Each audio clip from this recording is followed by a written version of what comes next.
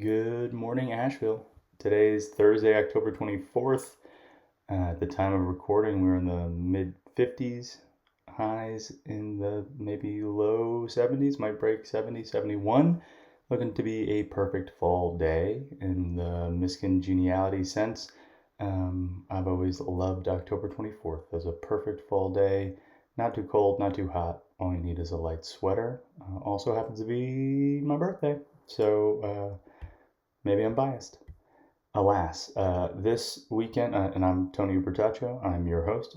This week, today, we've iterated on this daily pod concept. Today, I'm bringing you a slightly nuanced approach. I want to lead you off with a quote. And this quote comes from an email I received from the West Asheville Yoga folks. And I thought it was beautiful. And so they closed a very thoughtful email with this the other day. Just want to quickly read it for you and set the tone. There's wisdom in this space. There's a tension between the need to move forward and the desire not to rush before we're ready. And there's hope. Hope that this event will, in time, lead to a better outcome for our town, a chance to reflect and rebuild around what truly matters. Beautiful.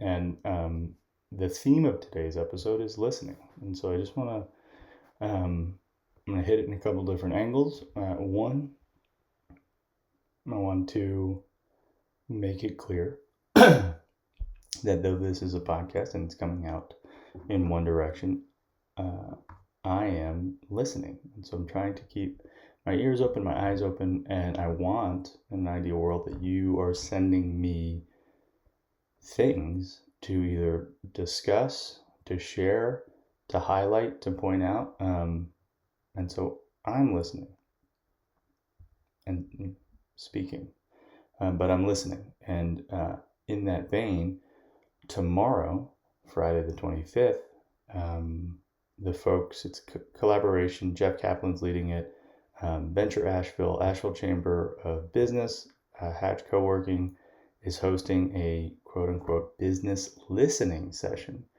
The concept, and we're not here to sell it. I believe that they're already like over capacity for the space that they're going to be hosting the session in.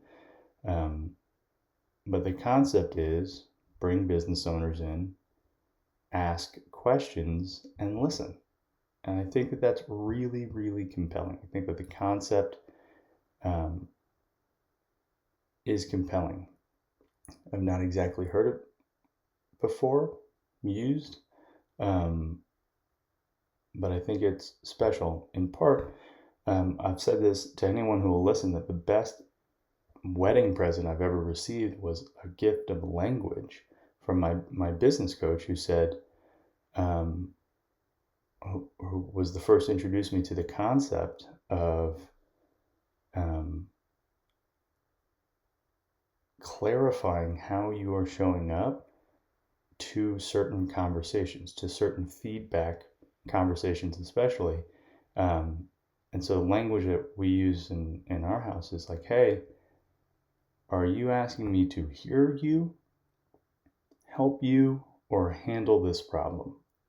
And with just those words, the three H's, and something I've added recently, a fourth, which is like, do you need me just to be here with you?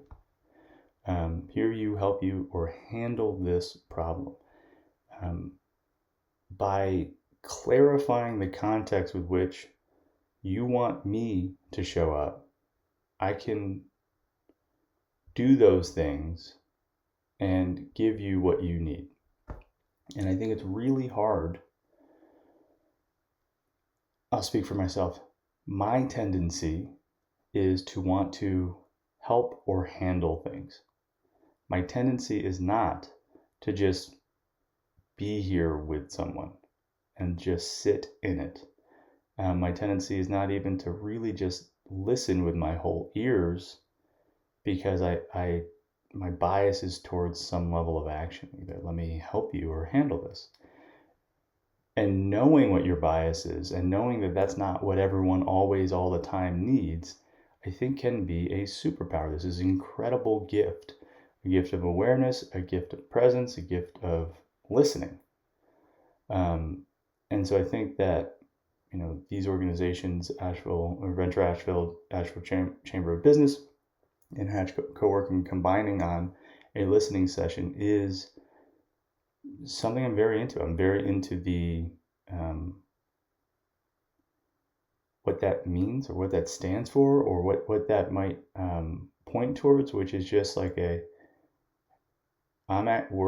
actually here to eventually, or in present tense, give you what you need. And for some people, that's just a place to speak, a place to share.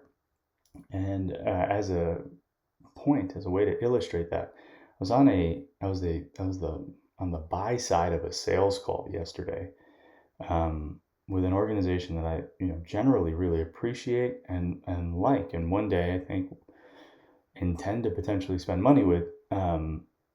And the salesperson lives in North Carolina, and the salesperson is familiar with Asheville.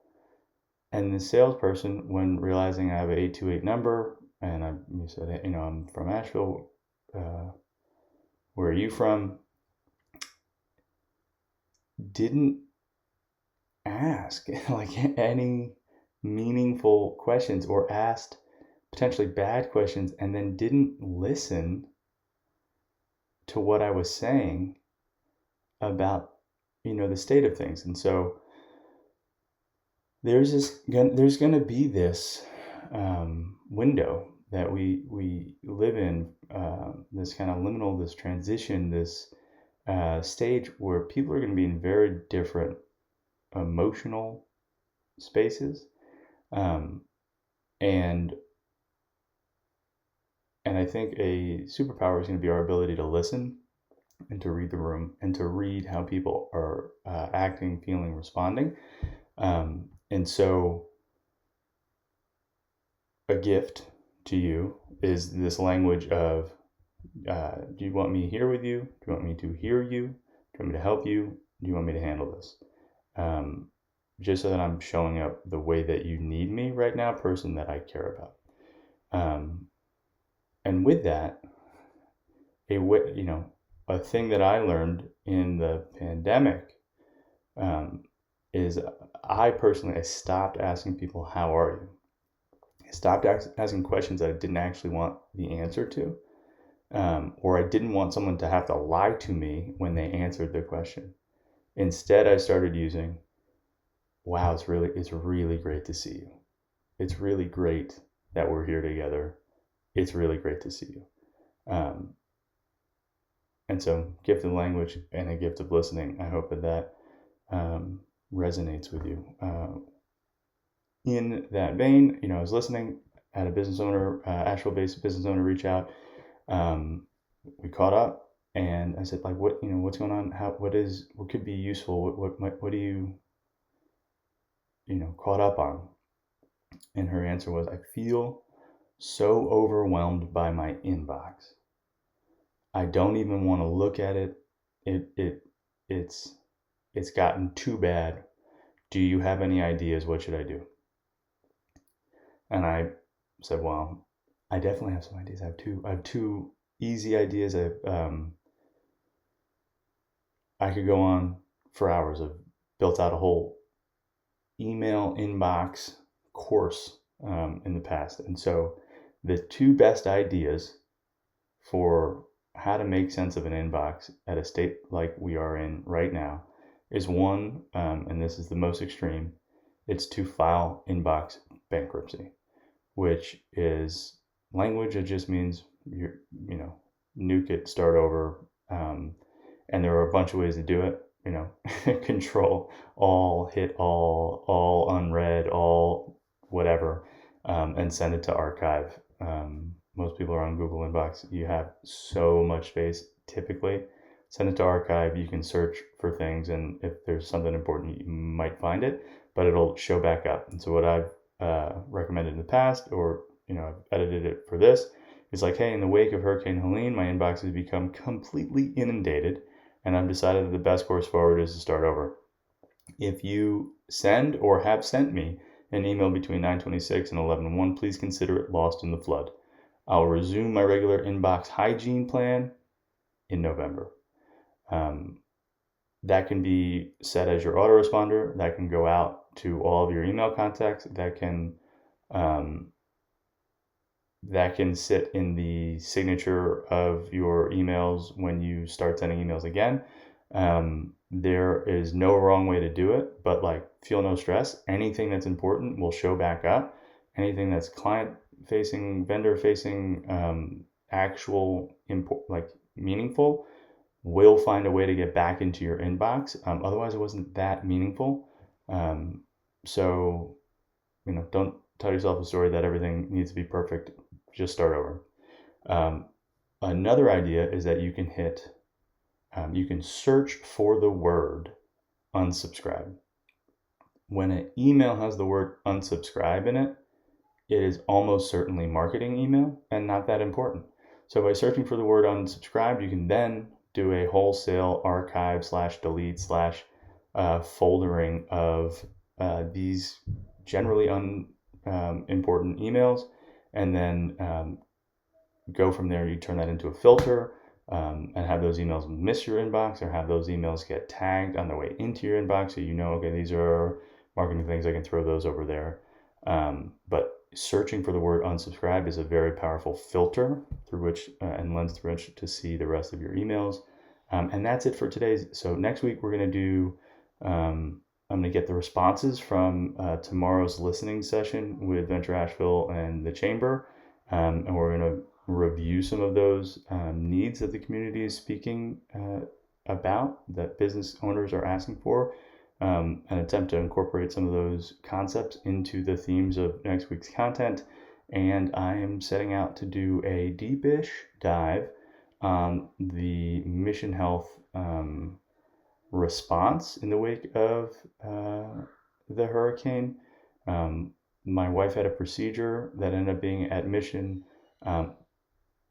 Crazy to say, but very inspired by the early parts of the stories that I'm hearing coming out of Mission, and would love if you have a context or more information that you send that in, so I can compile it and do my best to make sense of what all they did, so that our community would have access to hygienic health during an emergency. Okay.